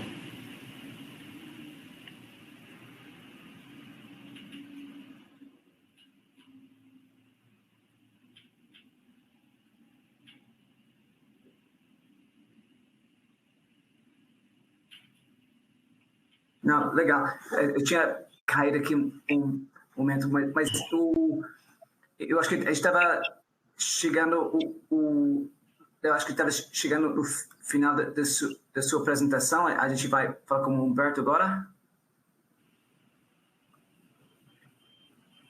Vamos lá, Kiran, vamos lá. Vamos falar um pouco aqui sobre a arbitragem, né? E como eu comentei no início, a minha experiência tem sido totalmente voltada aos casos de compra e venda de empresas, né? A minha especialidade aqui na PwC é a área de due diligence, né? Então, estou sempre envolvido nesse processo de due diligence, principalmente para os investidores, os compradores. E depois a gente acaba também, não necessariamente nas mesmas transações que a gente participou, na verdade, nunca nas mesmas transações que nós participamos, né? Porque nós não teríamos independência total para fazer o trabalho, a gente acaba se envolvendo em algumas arbitragens, inclusive tivemos o prazer aí de trabalharmos juntos em algumas, né? Isso. Bom, então aqui a gente trouxe aqui algumas perguntas para a gente poder contextualizar, né? A primeira é se a cláusula de arbitragem é normal em um contrato grande, né? Então, na verdade, ela independe do tamanho do contrato, né? Acho que o Léo deixou isso bem claro, né? Tem contratos de montas até pequenas que podem ser levados a uma arbitragem. Mas eu diria que, para fazer sentido, né, ela deve levar em consideração muito mais a sua complexidade, a complexidade de um contrato, né, e não o tamanho do contrato. E um contrato de compra e venda, de participação societária de uma empresa, já é por si só complexo, né? Então aqui acho que é importante a gente frisar, acho que o Léo já falou, mas é importante frisar, né, que a arbitragem já está bem consolidada no país, né? Ela foi regulada através de uma lei, a 9.307, lá em 1997, então já temos aí mais de 25 anos de utilização da lei de arbitragem. E com relação às disputas envolvendo compra e venda de empresa, podemos dizer que tem sido atualmente o fórum número 1, né, de resolução de conflitos eleitos nos contratos, né? Isso é importante, a gente vai falar um pouco mais adiante dessa eleição, né, dessa previsão da arbitragem no contrato de compra e venda, né? O Léo também falou aqui sobre vantagens e desvantagens, mas só para a gente relembrar, né, principalmente aqui no processo de compra e venda de empresas, as principais vantagens seria a velocidade, né, que ela se dá em relação ao processo judicial, a celeridade, a especialização dos árbitros que participam, né, e comparado ao conhecimento técnico que os juízes, né, no processo judicial teriam, e a confidencialidade do processo, né? Todo o processo judicial ele é aberto, e a arbitragem, você pode prever no termo de arbitragem a confidencialidade. Tem suas desvantagens também, né? O Léo comentou aqui que é custoso, as despesas financeiras envolvidas no processo arbitral comumente são algumas dezenas de vezes superior a um processo judicial, mas lógico, o Léo também comentou que dependendo do processo judicial que demora 20 anos, pode se tornar também tão custoso quanto um processo arbitral que vai ser resolvido de forma mais rápida, né? E eu acho que a outra desvantagem, né, ou não, desvantagem ou não, mas que deve ser ponderada pelas partes, é que a decisão, a sentença arbitral não cabe recurso, né? Não cabe recurso ao mérito da sentença arbitral. Com relação... Oi, pode falar. Eu acho que essa é uma coisa interessante, pelo menos você sabe, e esses processos arbitrais, eles, na hora que você define no contrato, os dois lados, imagino que são obrigados a seguir a arbitragem e são obrigados a seguir o cronograma da arbitragem. Portanto, você sabe que esse processo vai terminar, tem prazo de começo, prazo de termina, e aí pelo menos você consegue controlar, talvez diferente dentro de um ambiente judicial, onde você não sabe se vai ter recurso, e aí fica discutindo vários temas ao longo de vários anos. Perfeito, Kiran. E até adicionalmente aqui, né, tem decisões do STJ, onde uma das partes, na verdade a parte requerida, né, alegou, depois de ter a parte requerente iniciado a petição, né, inicial para a arbitragem, a requerida alegou que não tinha condições financeiras para arcar com os custos de arbitragem. E isso não foi levado em consideração, né? Por isso que é importante que as partes, antes de incluir uma cláusula de arbitragem no contrato, tenham ciência dos custos, né? Então, não é uma escusa a falta de recursos financeiros para participar de uma arbitragem. Tá?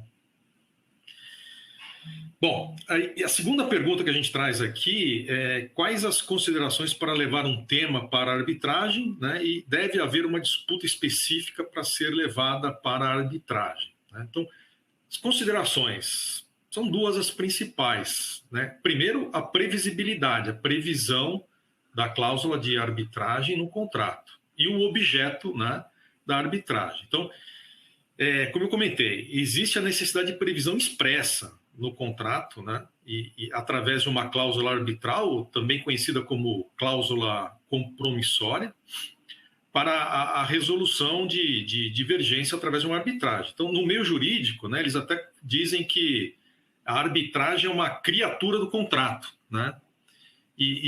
Portanto, sem essa previsão, as partes não podem ser compelidas a participar de um processo arbitral, né? Então, tem que estar previsto lá no contrato através dessa cláusula arbitral. Quanto ao objeto, né, da disputa, da arbitragem, a lei de arbitragem diz o seguinte, abre aspas aqui, litígios relativos a direitos patrimoniais disponíveis. portanto, né, ela não é aplicável à disputa por patrimônio indisponível, patrimônio inalienável, né? Assim como também não é pertinente a questões de Estado, de direito pessoal ou de família. Então, por exemplo, um divórcio não pode parar numa arbitragem. Né? Eu comentei que é necessária essa previsibilidade no contrato, mas em raros casos, a gente já viu, né, as partes de comum acordo podem submeter um litígio já existente à arbitragem, desde que, né, haja esse comum acordo e a assinatura de um documento que é conhecido no meio jurídico por termo de compromisso. Isso também está previsto aí na lei de arbitragem. Tá? Interessante. Né? Desculpa, a gente tem uma pergunta aqui de Marcelo Lopes Filho, perguntando, em muitos casos, em compra e venda de empresas, tenho visto muitos casos de arbitragem referente à conta de escrow. E se você concorda com isso. Sim. Na verdade, o contrato de compra e venda de participação societária, por si só, ele já cabe aqui dentro da definição do artigo 1º da lei de arbitragem. Né? É um litígio, ele inteiro, o contrato inteiro é um litígio relativo a direitos patrimoniais disponíveis. Né? Foi a transferência das cotas ou das ações das empresas estavam disponíveis, foram alienadas e ocorre essa disputa. E a arbitragem no contrato de M&A, ele vai ter diversos objetos, pode ter diversos objetos. Né? Pode ter a disputa pela liberação do escrow account, pode ter disputa pelo ajuste de preço, existem cláusulas específicas nesse contrato que falam sobre ajuste de preço, pode ter disputa sobre earnouts, né, que também podem estar previstos no contrato. Então, o objeto da arbitragem pode ter diversos fatores aí que vão disparar essa arbitragem, que vão gerar esse litígio dentro do contrato de compra e venda. Legal. Né? Aí, dando sequência, né, a próxima pergunta que a gente traz, os lados devem documentar sua posição inicial no processo de arbitragem? Né?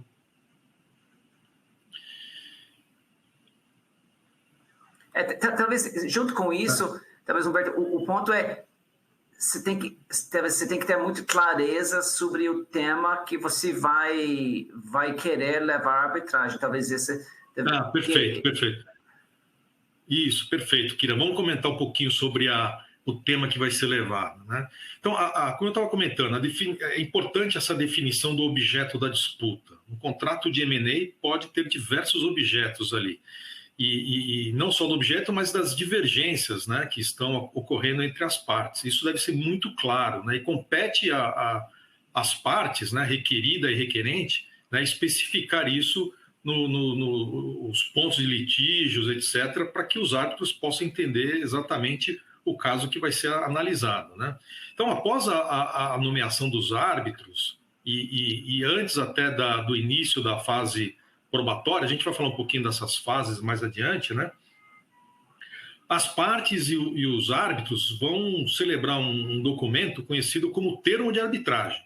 Né? Então, nesse termo de arbitragem, ele vai constar, né, dentre outras coisas, as pretensões e pedidos de cada uma das partes, especificar os pontos divergentes, né, detalhar as regras procedimentais, registrar elementos como a própria qualificação das partes, dos árbitros, enfim, né?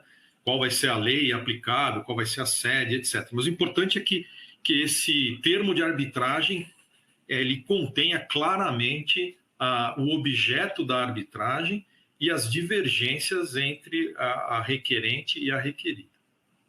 Né? E aí sim a gente pode falar aqui dos documentos, né? Como é que é feita essa parte documental. Né?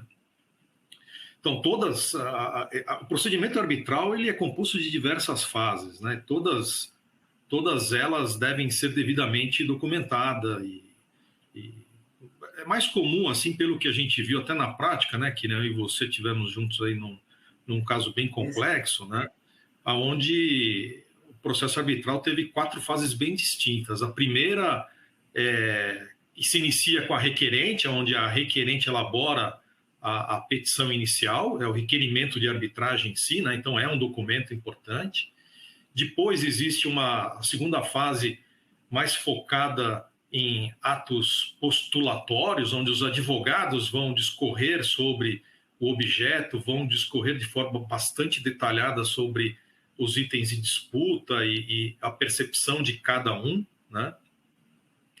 A terceira fase é aquela onde nós tivemos em audiência aqui, né? Que é a fase probatória, né? Então, bastante concentrada, né, nas instruções dos advogados, na produção de provas, né, elaboração de laudos, né, e até mesmo as audiências, onde a elaboração de laudos através de perícia, né, e nós vamos falar como que essas perícias podem acontecer também, né. E aí, por fim, a fase decisória, que é a sentença do árbitro, que é um documento também bastante importante. Isso, acho que o interessante é que cada documento, peça de evidência que seja apresentado, que ela está apresentado está divulgado para todas as partes, e aí talvez o cuidado na qualidade de informação sendo apresentado, porque acho que o risco para a empresa que talvez não seja bem preparado ou assessorado, se fosse apresentar documentos que não tem o nível de celeridade necessário. Acho que eles poderiam ser... que você sabe que vão ser criticados por outro lado. Qualquer documento apresentado vai ser questionado e revisado com muito cuidado pela contraparte. Então, este processo, ele leva... ele traz uma seriedade para os documentos e as afirmações sendo colocados, justamente porque você sabe que tem peritos do outro lado que vão questionar os documentos sendo apresentados. Não, a colocação perfeita aqui, né? Todos os documentos devem ser rigorosamente revisados, né? Inclusive, os documentos preparados pelos peritos, ou pelo perito não, porque existe uma definição clara do perito, né? E o perito é aquele que trabalha para os árbitros, né? Aqueles que trabalham para as partes, os profissionais técnicos, eles são nomeados, né? Tem 2 nomeações, que pode ser da testemunha técnica, né? Também conhecido como expert witness, ou como assistente técnico, né? Então essas são as classificações corretas para serem utilizadas aí no mundo arbitral, né? O perito, a classificação de perito cabe somente àquele profissional que vai assessorar os árbitros. Mas a elaboração desses documentos por esses profissionais, pelo assistente técnico ou pelos expert witness, deve ser muito cuidadosa, né? Deve ser revisado não só por quem prepara. Aqui no nosso caso, até dando o nosso exemplo, né, Kira, nós fizemos o trabalho em conjunto, eu e você, então nós trabalhamos naquela ocasião como expert witness, preparamos o laudo, eu revisei sua parte, você revisou a minha, ainda submetemos o nosso relatório para revisão de um terceiro sócio aqui na firma, e depois esse relatório ainda foi revisado por 2 escritórios de advocacia que estavam assessorando o nosso cliente, né? Então, como você colocou, a elaboração deve ser muito cuidadosa, porque ele vai ser levado ao conhecimento da parte contrária, vai ser questionado pela parte contrária e vai ser também levado ao conhecimento do árbitro e possivelmente ao perito que o árbitro venha nomear também, né? Bom, a gente agora está no item 4, né? A pergunta 4 aqui, que precisa ter muita clareza sobre os argumentos a favor da sua posição, né? Sem dúvida, né? Isso deverá constar já no requerimento de arbitragem de forma clara, mas lembra, o requerimento de arbitragem é aquele documento inicial da petição inicial do requerente, né? Então ali ele pode ser ainda de uma forma bastante sumária, clara, mas sumária, né? Isso é diferente do que acontece no processo judicial, onde a petição inicial do processo judicial já é bastante exaustiva, né? Mas os argumentos devem já ser bastante claros no termo de arbitragem, que é aquele documento que é assinado junto com os árbitros, aonde é levado ao conhecimento do árbitro o objeto da arbitragem. Tá? Evoluindo aqui, a gente traz a quinta pergunta: quais são alguns dos especialistas que podem ser usados em montar a posição inicial da empresa? Né? Então, vamos lá. Em primeiro lugar, né, as partes precisarão nomear um advogado especialista em arbitragem. Isso é bastante importante. Né? Não cabe aqui qualquer advogado, não cabe aqui qualquer escritório de advocacia. É necessário que esse escritório, que esses profissionais, né, tenham conhecimento da lei de arbitragem, tenham experiência em arbitragens. Né? E esse escritório vai montar uma equipe, na verdade, além dos especialistas em arbitragem, vão trazer para o time advogados especializados em cada um dos temas que serão discutidos no procedimento arbitral. Agora, quando a gente fala de uma disputa envolvendo um contrato de compra e venda de empresa, né, os advogados vão recomendar ao seu cliente a contratação de profissionais, outros profissionais não advogados, que possam ajudar no processo, como os auditores, né, como contadores. Não necessariamente precisa ser o auditor, mas pode ser um contador. É muito comum a nomeação de professores da academia, né, de contabilidade. Nós trabalhamos ali, no nosso caso, em conjunto com professores da USP, né, ou outros profissionais especializados em finanças corporativas, né, desde a fase postulatória. Mas, na verdade, é na fase probatória que os especialistas desempenham o papel mais importante na arbitragem, né, porque é onde acontecem as perícias. Né. E aqui, como eu comentei, né, os árbitros, eles podem nomear um profissional ou uma empresa, né, como uma empresa de auditoria, para realizar o papel de perito, né, para a realização da perícia e apoiar o árbitro na avaliação técnica. Eu já desempenhei esse papel uma vez, foi bastante gratificante, foi um trabalho bastante complexo, mas foi bastante gratificante, né? Quer dizer, representando a PwC, eu também contei aí com uma equipe de profissionais e outros sócios que me ajudaram nesse papel, né? Mas existem dois métodos principais de produção de prova pericial em arbitragem, quando a gente fala em perícia, né? Então, existe a nomeação de peritos, né, de perito ou peritos pelos árbitros, com a possibilidade de quesitação. Quesitação é o perito, ele faz uma série de perguntas que vão ser respondidas ali pelas partes, né? E as partes, por sua vez, para ajudar nessas respostas dos quesitos, vão nomear assistentes técnicos, né? Então, aquilo que eu estava falando, né? O nome correto é o que se dá. Então, quando você tem a figura do perito assessorando os árbitros, aqueles profissionais que vão assessorar as partes para responder os quesitos postulados pelo perito são denominados assistentes técnicos, tá? Mas a outra forma, né, que foi a que nós participamos juntos, foi a condução da perícia diretamente pelos profissionais contratados pelas partes, sem que os árbitros tenham o seu próprio perito, né? E aí sim a gente recebe a denominação de testemunha técnica, expert witness, né?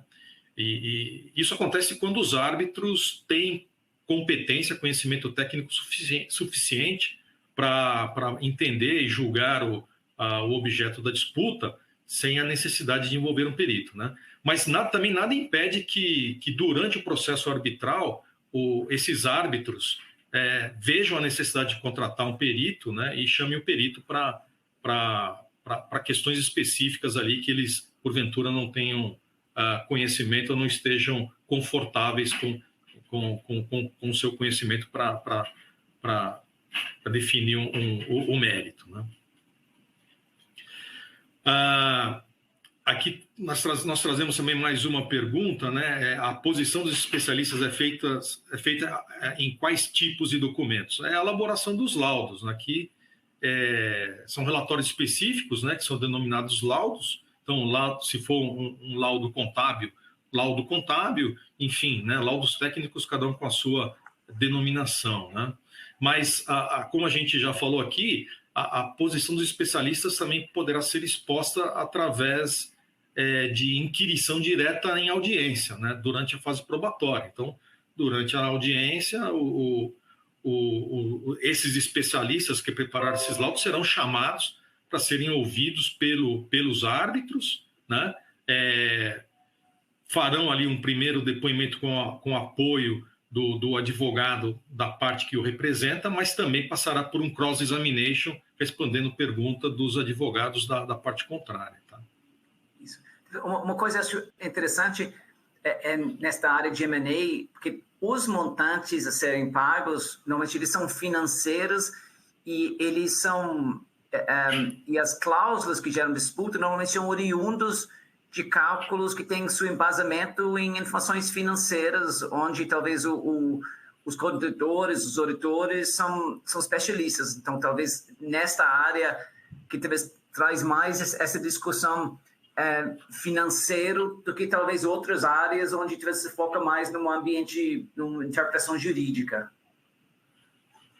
Ou outros aspectos técnicos, né, de construção, como o Léo trouxe aqui para a gente, né, empresas de energia, enfim, né, sem dúvida. Então, em outras arbitragens que não aquelas que envolvem compra e venda de empresa, você tem, acho que, uma participação maior de engenheiros, advogados, né, especialistas, fazendo o papel até do expert witness ou até mesmo dos assistentes técnicos. No contrato de compra e venda, como realmente a maioria dos assuntos são temas financeiros, temas contábeis, às vezes tributários, né?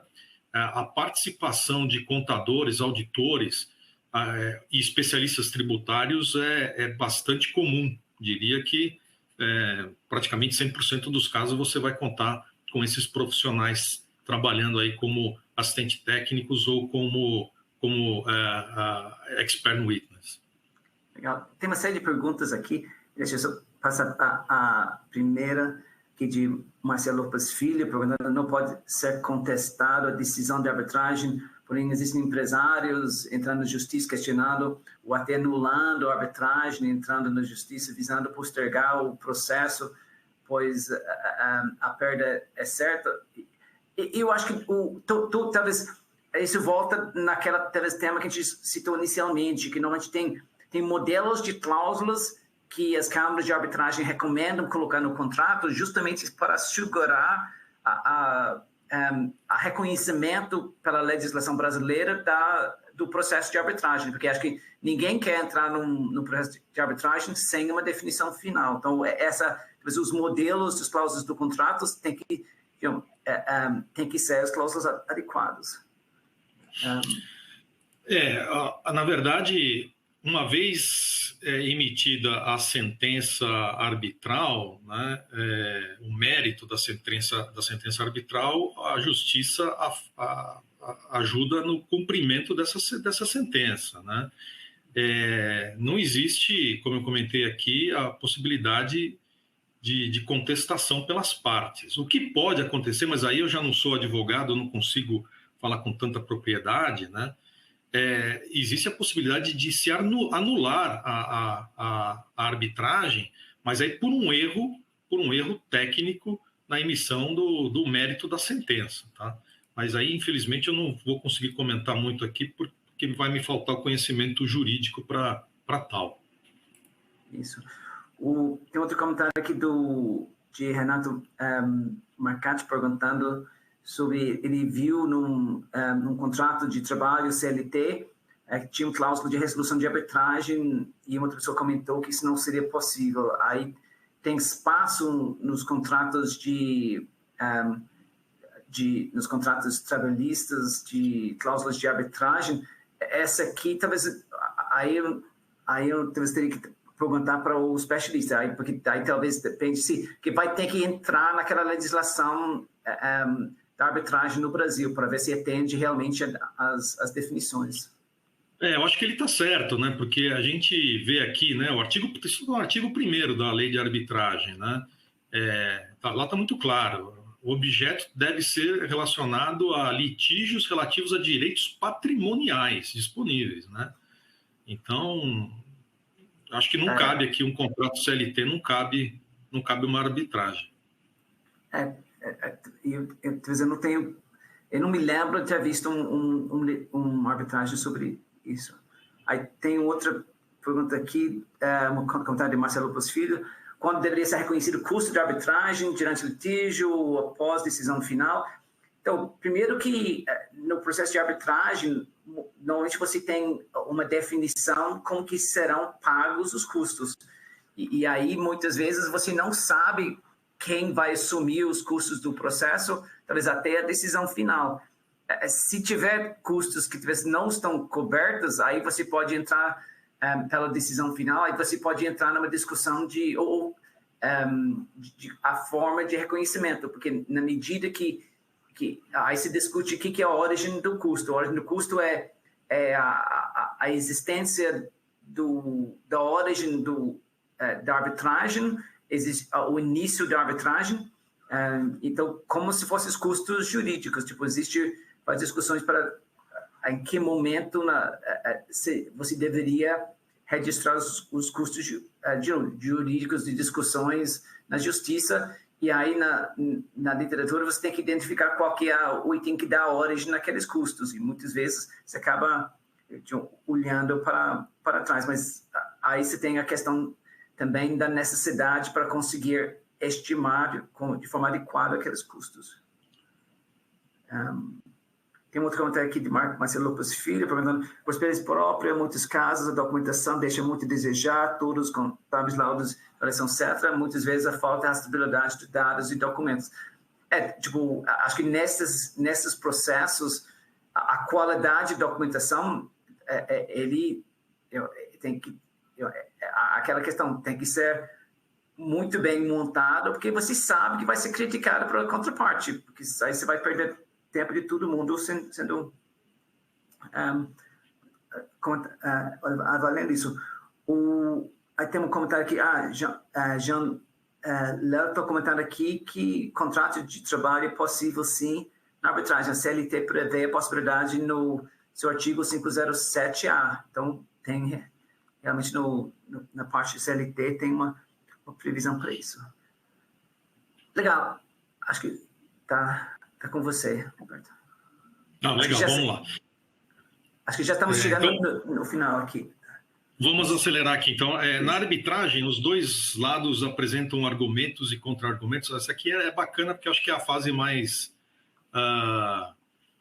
aguda, né, da arbitragem, né? Então, sim, né, é comum a inquirição direta e cruzada, que é o cross-examination, né, de testemunhas em audiências, e isso é feito, as perguntas são feitas pelos advogados, né? E dependendo do caso, é permitido substituir a inquirição direta por declaração prévia da testemunha por escrito, né? Eu recomendo que isso seja feito, porque evita ali que o fato da pessoa não saber se expressar, não conseguir se expressar adequadamente na audiência, possa comprometer o resultado da arbitragem, né? Mas, então, é permitido por escrito, mas desde que permita depois o cross-examination durante a audiência. Então, cross-examination é quando a parte contrária começa a fazer perguntas para a testemunha da outra parte, né? Se tem uma fase de apresentação física, sim, são as audiências, que podem durar vários dias, e qual o tempo, né, de análise e conclusão do árbitro, né? Então, aqui depende, né? A lei de arbitragem prevê que a sentença arbitral seja proferida em 6 meses. Isso é o que está lá na lei. Mas, na prática, existe aí, esse prazo é prorrogado por acordo entre as partes, e, em média, o que a gente percebe é uma duração muito maior, né? Nas câmaras brasileiras, isso pode variar entre 15 e 24 meses. Né? O processo total, tempo total aí para um processo de arbitragem de um contrato complexo como é o contrato de M&A, né? Como é o processo das audiências, né? Quem está envolvido, né? Então, aqui várias pessoas, né? Quando você entra numa audiência, você vai ter lá a presença dos árbitros, dos secretários dos árbitros, eventualmente do perito nomeado pelos árbitros, vai ter toda a equipe de apoio da Câmara Arbitral, né? Inclusive com participação de tradutores, dos taquígrafos, né? E etc., os representantes das partes, os advogados, assistentes técnicos, testemunhas, enfim, né? São várias pessoas que participam aí das audiências, né? Quanto tempo demora as audiências? Em média, entre 3 a 5 dias. Já participei de casos que teve só 2 dias de audiência, já participei de um outro caso que demorou 6 dias úteis, né? Então, e você fica lá o tempo todo, né? São 8 horas por dia dedicado à audiência, né?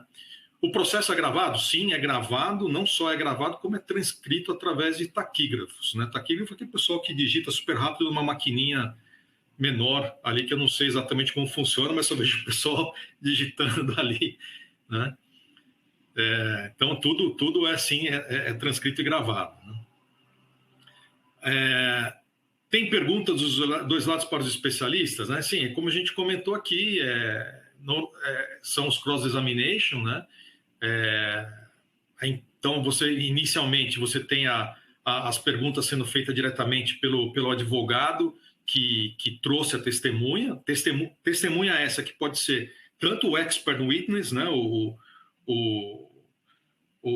A testemunha técnica, como testemunhas de fato, aquelas pessoas que estavam participando das discussões, das negociações, enfim, né, que participaram de reuniões e que podem ser levados lá como testemunha de fato para narrar o seu ponto de vista do que aconteceu nas reuniões, qual foi a sua participação no processo, né?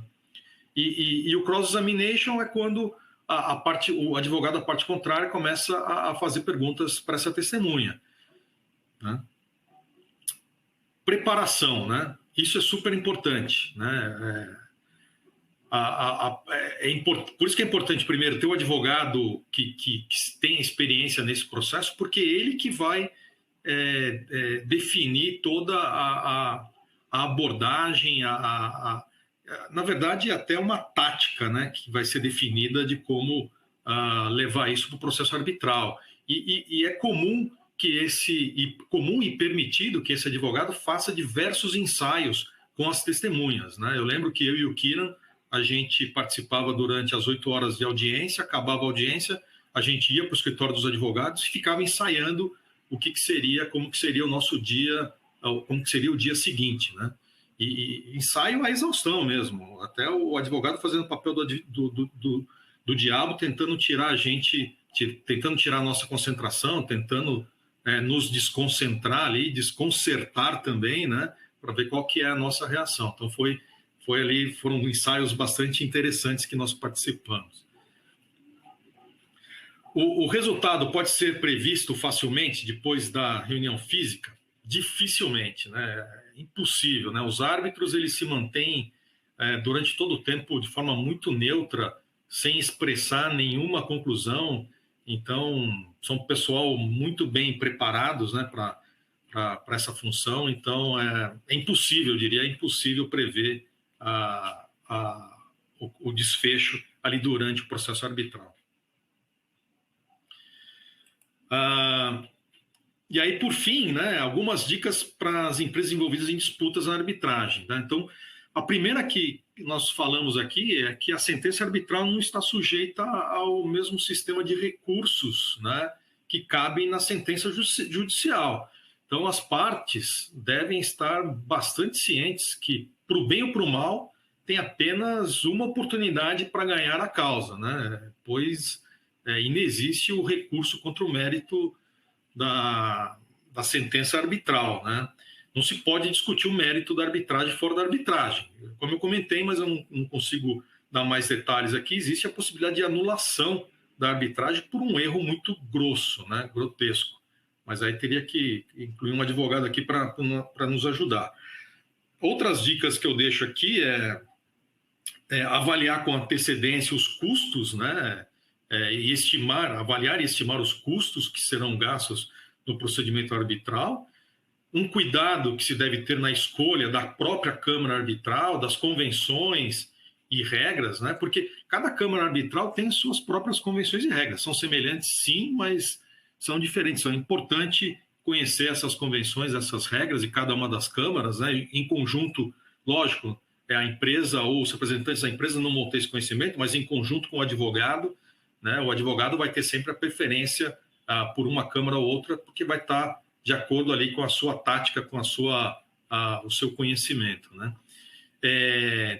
O cuidado na escolha dos árbitros, os árbitros são escolhidos, né, de comum acordo pelas partes, o cuidado com a escolha do advogado e dos demais assessores, quem vai fazer os papéis aí de assistentes técnicos, de testemunhas técnicas, etc.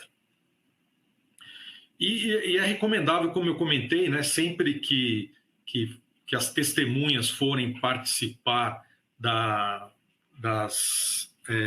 audiências, né, que seja feita no primeiro momento uma declaração por escrito, né? A declaração do expert witness já é feita por escrito porque é submetido o relatório, né, o laudo técnico, né?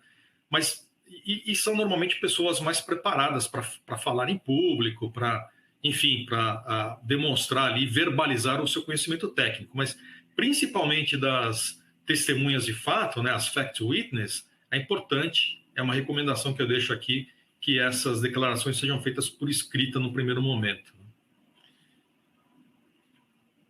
Então é isso, Kiran.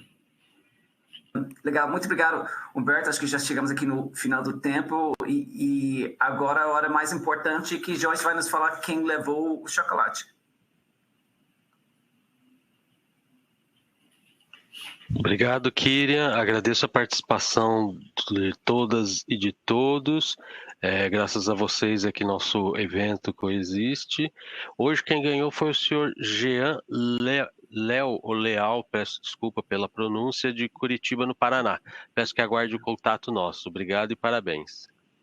Isso, parabéns, Jean. E acho que com isso chegamos no final do nosso webcast normal. Agora, para aquelas pessoas que querem registrar como treinamento do CRC, a gente vai passar pelas perguntas para fins do CRC. Eu acho que talvez a gente vai rodar um vídeo, né, para chamar a atenção para todos que estão querendo registrar o treinamento para CRC.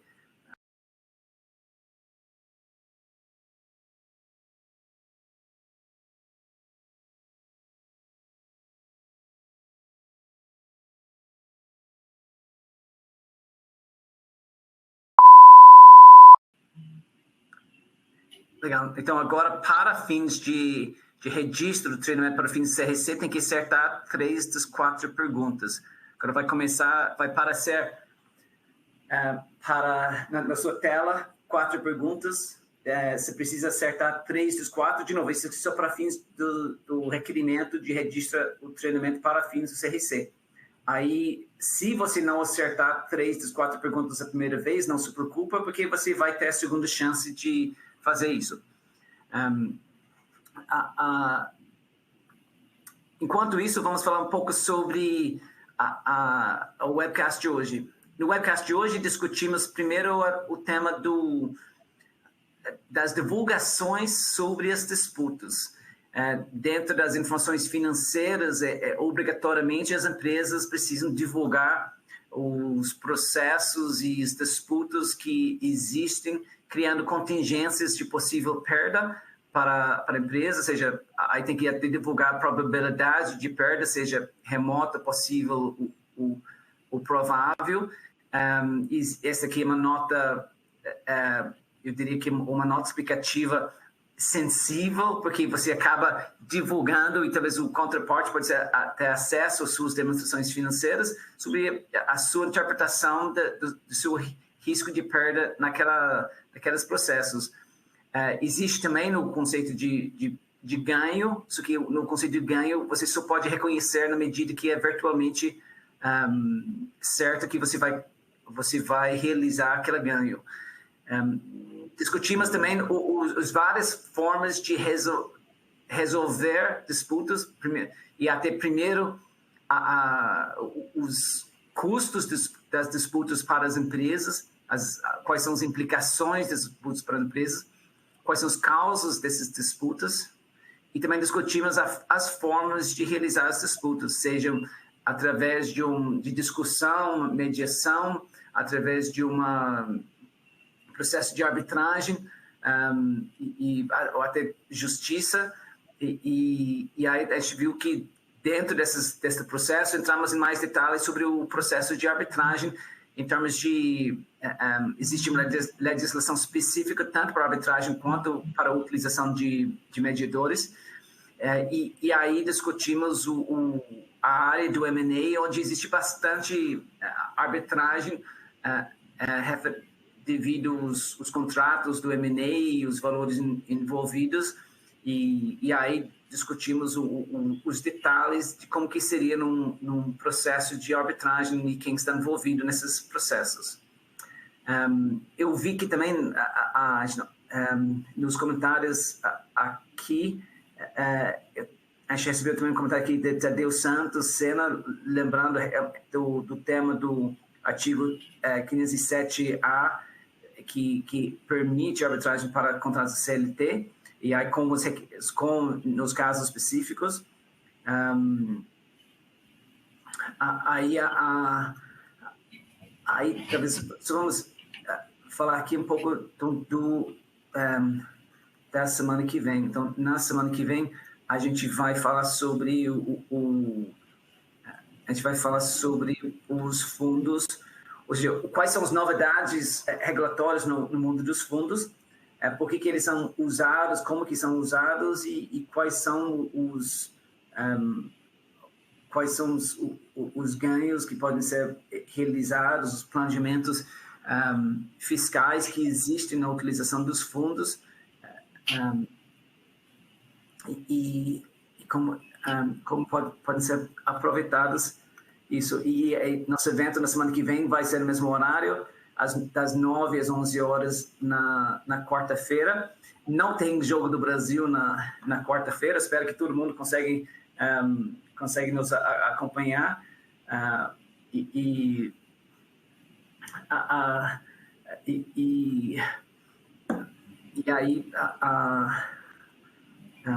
E aí, obviamente, quem tiver perguntas pode mandar as perguntas para nós dentro do nosso e-mail, br_novasperspectivas@pwc.com. Aqui eu vou colocar aqui lá nos nossos panelistas de hoje. Você pode ver na nossa apresentação, tem os e-mails, os contatos de todos os panelistas de hoje, onde você pode entrar diretamente em contato. E também você já pode ver aqui o QR Code para o nosso evento da semana que vem, onde você pode se quiser, já escanear esse QR Code para já se inscrever para o ano que vem. Para a semana que vem. E aí, nós estamos vendo várias pessoas nos ligando agora para as pontuações final de ano. E nosso programa do Novas Perspectivas, a gente oferece mais que 60 horas de treinamento por ano registrados para fins de CRC. Quem tiver nos acompanhado desde o início já deve ter acumulado pelo menos 60 pontos de treinamento este ano. Vamos ver como que estamos em termos acho que estamos na penúltima aqui. Então, a gente agradece a audiência de todos e todas, e já foi enviado agora a última pergunta da nossa webcast de hoje. Na medida que seja finalizado a última pergunta, a gente encerra o webcast por hoje, e aí a gente espera ver todo mundo no nosso webcast na semana que vem, onde vamos falar sobre quais são as novidades de fundos e quais são os benefícios que tem para a utilização desses fundos.